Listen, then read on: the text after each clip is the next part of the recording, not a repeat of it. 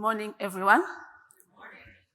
My name is Françoise Nibizi, and people who have known me since my childhood call me Muzira Kofe.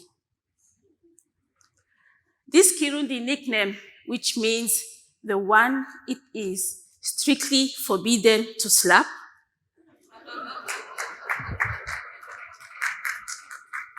comes from my grandmother who raised me since I was 11 months up to 15 years. My grandmother was an extraordinary woman who marked me deeply and forever because of the beauty of her soul. There was in her a harmonious mixture of wisdom, humility, and simplicity. She had a spacious heart. In Kirundi, we say, umutima wagutse, crowned with humor and wrapped in a peaceful and transparent face where I could read her thoughts. Yeah, I really loved my grandma. So Muzira Kofe, this Kirundi name taught me a lot about the treatment of women and girls in many African countries. Since the age of 5, I began to realize that my nickname was so abnormal compared to many practices I could see in my Burundian culture. Anyone who knew my name was Muzira Kofe would exclaim and ask me so many questions of whom I had no answer for. And the one which came so often was so unsuspecting. Why is it forbidden to slap you?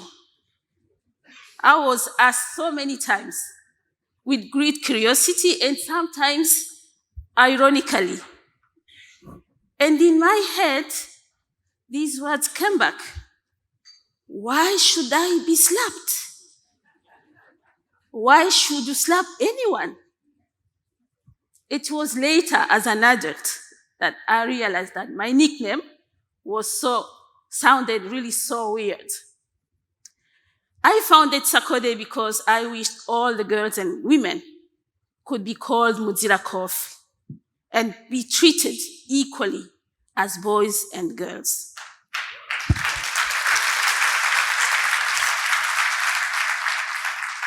The primary development policies in many countries known as poverty reduction strategies still do not take into account differences in income and power between men and women, hampering to finance programs that reduce inequalities. African girls are still denied education.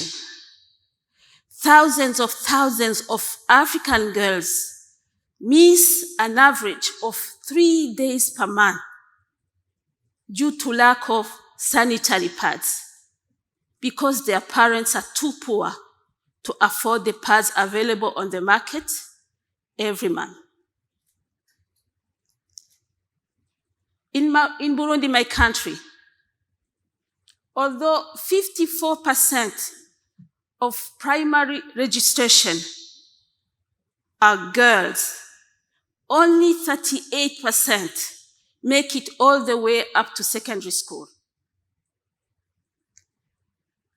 On the other hand, a recent survey done by my organization revealed that 69% of the unwanted teenagers' pregnancies are the results of the relationship the girls entered in as a means to support their basic needs, including sanitary pads.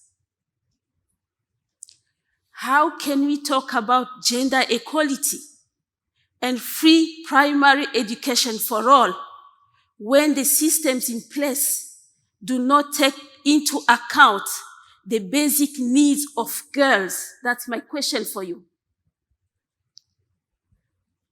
Yeah, thanks to my incredible team at SaCoDé and the support of incredible donors like Sigo Family Foundation, since 2015, we have managed to make and provide sanitary pads to more than 30,000 girls in Burundi. Thank you.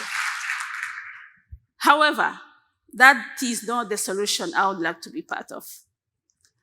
The main impact I've been targeting since I founded SaCoDé is a reorganized society, questioning the unjust cultural beliefs and values. I really want systems that really truly provide equal chances to all to succeed. The impact I'm inviting you all to target is the one which will make all the people in the world and their destinies to be called Mudirakov. Thank you.